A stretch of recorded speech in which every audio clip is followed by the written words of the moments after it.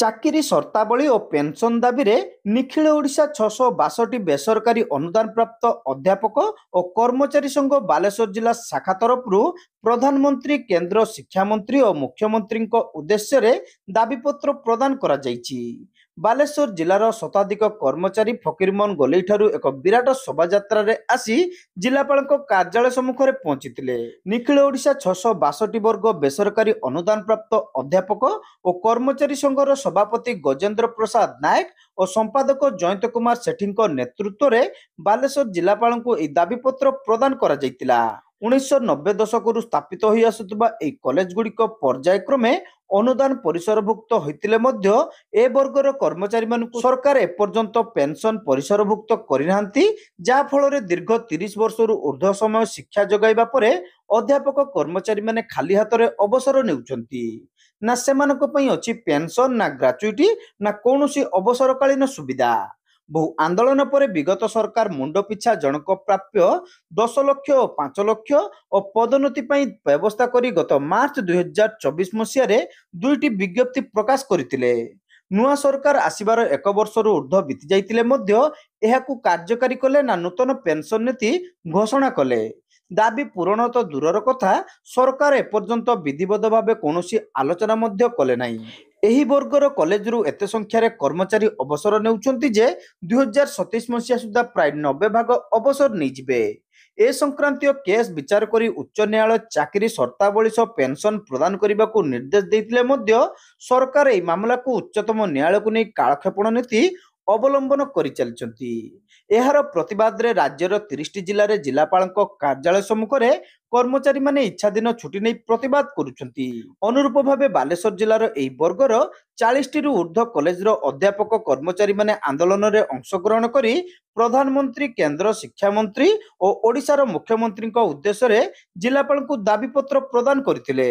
ଯଦି ସରକାର ଏନେଇ ସଂଘ ସହିତ ଆଲୋଚନା କରି ଆଶୁ ସମାଧାନର ବାଟ ବାହାର ନ କରନ୍ତି, ତେବେ ଆଗାମୀ 16 ତାରିଖରୁ ଶିକ୍ଷକ ଦିବସରେ ଭୁବନେଶ୍ୱର ଲୟର ପିଏମ୍ଜିରେ ବିଶାଳ ସମାବେଶ କରାଯାଇ ସମସ୍ତ କଲେଜଗୁଡ଼ିକରେ ପାଠପଢ଼ାରେ ଠପ୍ କରିଦିଆଯିବ।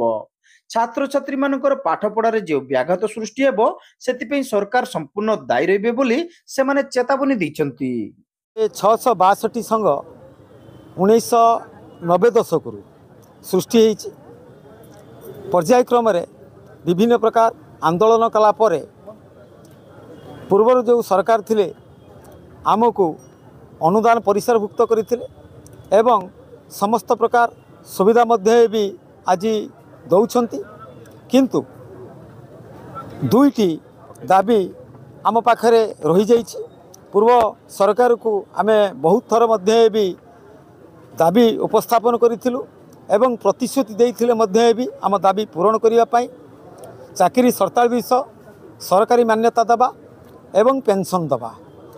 ତ ସେ ସରକାର ଆଜି ଦେବେ, କାଲି ଦେବେ ବୋଲି କହିଲେ, କିନ୍ତୁ ମାର୍ଚ୍ଚ 2024 ମସିହାରେ ଦୁଇଟି ବିଜ୍ଞପ୍ତି ପ୍ରକାଶ କଲେ।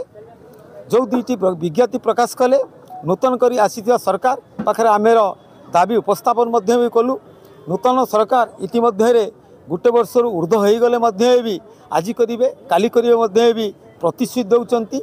ପ୍ରତାରଣରେ ଆମ ସଂଘ ସହିତ କୌଣସି ପ୍ରକାର ଆଲୋଚନା କରୁନାହାନ୍ତି। ତ ସେହି ପରିପ୍ରେକ୍ଷୀରେ ଆଜି ସମଗ୍ର ଓଡ଼ିଶାର ପ୍ରତ୍ୟେକ ଜିଲ୍ଲାରେ ସଦର ମହକୁମାରେ ଆମେ ଆମର ଦାବି ଉପସ୍ଥାପନ କରୁଛୁ। ଚାକିରି ସର୍ତ୍ତାବଳୀ ସହ ପେନ୍ସନ୍ ଦିଅନ୍ତୁ। 2008 ଝିଅ ଏବଂ 2014 ଝିଅ ଯେଉଁ ପୂର୍ବ ସରକାର କରିଥିଲା ତାକୁ ପେନ୍ସନ୍ରେ ଅନ୍ତର୍ଭୁକ୍ତ କରନ୍ତୁ। ଏହି ଗୋଟିଏ ଦାବି ନେଇ ଆଜି ସମଗ୍ର ଓଡ଼ିଶାରେ ଆମେ ଏହି ଦାବିଟାକୁ ଉପସ୍ଥାପନ କରୁଛୁ। ସେହି ପରିପ୍ରେକ୍ଷୀରେ ଆମ ବାଲେଶ୍ୱର ଜିଲ୍ଲାରେ 40ରୁ ଉର୍ଦ୍ଧ୍ୱ କଲେଜର ଅଧ୍ୟାପକ ଏବଂ କର୍ମଚାରୀ ମଧ୍ୟ ଏକତ୍ରିତ ହୋଇ ମାନ୍ୟବର ମୁଖ୍ୟମନ୍ତ୍ରୀ, ମାନ୍ୟବର ପ୍ରଧାନମନ୍ତ୍ରୀ, ମାନ୍ୟବର ଉଚ୍ଚ ଶିକ୍ଷା ମନ୍ତ୍ରୀଙ୍କ ଉଦ୍ଦେଶ୍ୟରେ ଆଜି ଜିଲ୍ଲାପାଳଙ୍କୁ ଆମର ଦାୟିତ୍ୱ ପ୍ରଦାନ କରି ଯଦି ସରକାର ଆପଣଙ୍କ ଦାବି ଯଦି ନ ମାନନ୍ତି ବା ନ କରନ୍ତି, ଆଗାମୀ ଦିନରେ ଆପଣମାନଙ୍କର ପନ୍ଥା କ'ଣ ରହିବ?